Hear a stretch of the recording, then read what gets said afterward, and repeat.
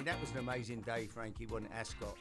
I was there that day. Yes. I mean, can you imagine? Did you back on 7? No. I wish I'd have had trebles, fourfolds, fivefolds, sixfolds, and an accumulator. Is that why you do podcasts these days? I wouldn't be doing this, Frankie, if I'd have bet the 7 of them. Oh, Brilliant. my God.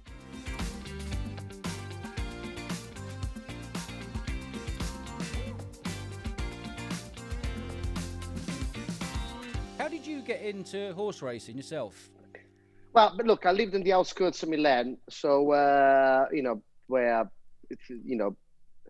wasn't very glamorous. There was all sorts going on, and I mean, everybody else lived in the council house. My dad had a nice villa and a Mercedes in the drive, and obviously it was my inspiration. And I didn't want to go to school, and basically I just wanted to ride horses.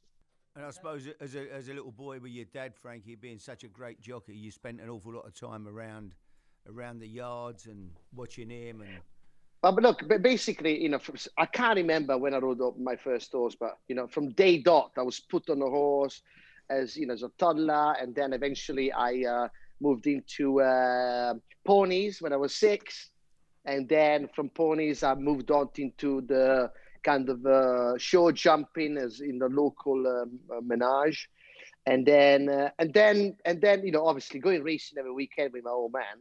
He was winning 3 or 4 races every weekend, and I used to nick a pound from my mum's purse and put him on the and put it on the horses. And I mean, I wasn't even tall enough to get over the window, I'll be honest with you. But basically, then I got hooked on it because obviously Dad was doing so well, and then I was finding myself nicking the racing post of my dad and going through the form. And before I knew, by the time I was 14, that's all I wanted to do is become a jockey. And Dad took me serious. He said, right, I'm sending you to England for 6 months. I said, you are? I said, I don't want to go to England. All my friends are here. I can't speak English. I said, the food is rubbish. Why the hell you send me to England? Oh, son, England is the best race in the world. You will learn from the best. You want to watch Pat Hedry. You want to watch Steve Corton, Lester Pigger, Willie Castle. You want to learn from them.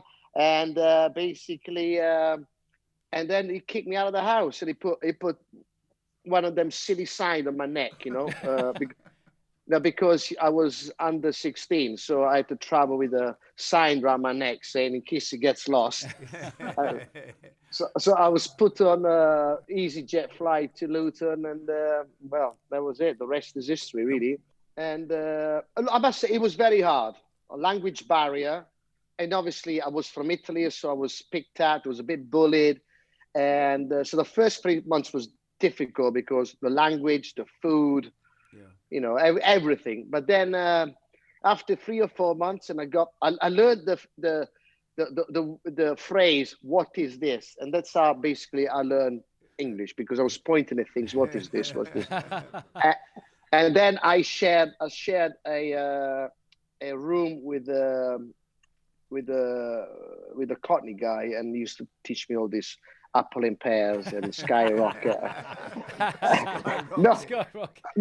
No idea what he was saying. And then I was spending my life watching EastEnders. So I've got a few accents in my English, and then obviously I got to about 15, and then the hormones kick in, and I was just chasing the girls basically. And then when Dad said, "Would you like to come back?" I went, No.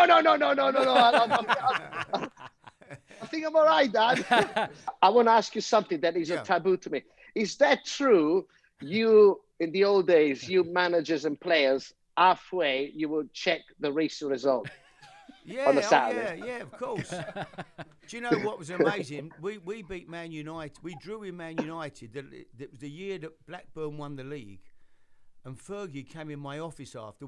They played us at West Ham and we drew 1-1. We was hanging on. Yeah. And because we drew with Man United, they had to beat. If they'd have beat us, they'd have won the league, because Blackburn lost at Liverpool that day.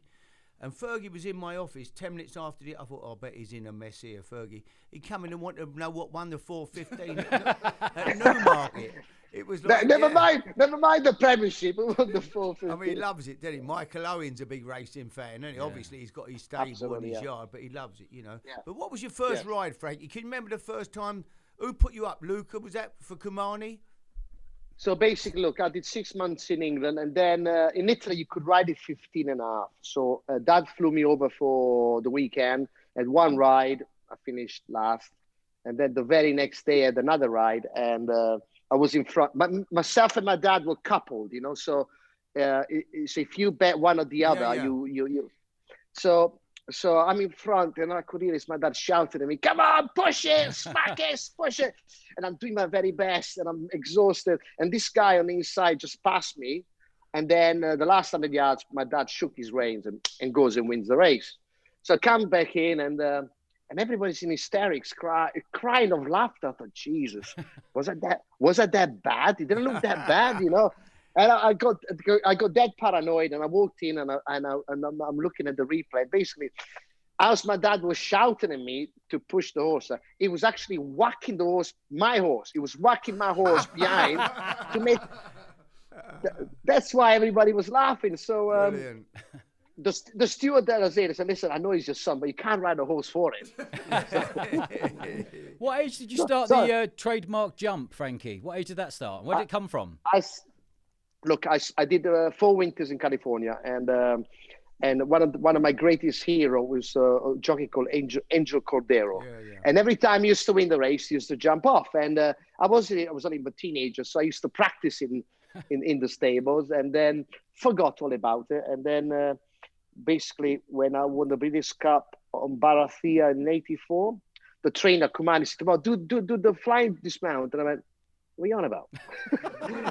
I said, you know what I used to do in the old days. So I did it. This was in America, and I didn't realize what the impact that he had on everyone. I mean, the whole world went berserk.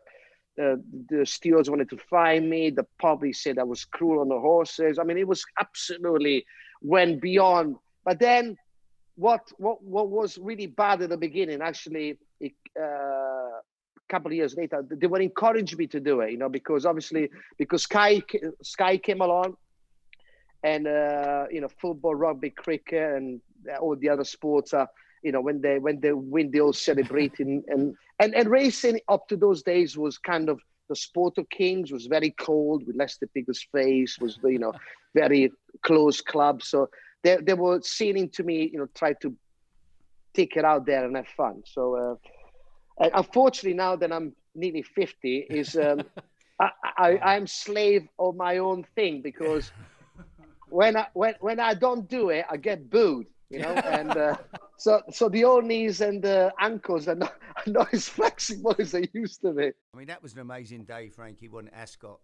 I was there that day. Yes. I mean, can you imagine? Did you back 07? No. I wish I'd have had trebles, fourfolds, fivefolds, sixfolds, and an accumulator. Is that why you do podcasts these days? I wouldn't be doing this, Frankie, if I'd have bet the 7 of them. Oh my Brilliant. God, that was amazing. Did you go in the mindset that you're going to win 7, Frankie?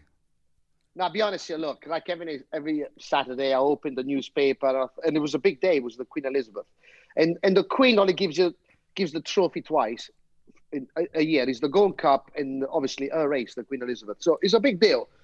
If you win a race, you get a trophy from Her Majesty. And I looked at the paper in the morning. I thought, well, I can win the first. In the big race, I got a good chance. And the rest, I thought, I thought if I can get them to, it'd be great. So the first one wins, what I thought was my easiest race. When I get to the second, and I was lucky. I just fell in by this much. A lot of horses got stuck behind other horses, and I managed to get there before the others. So that was my lucky one.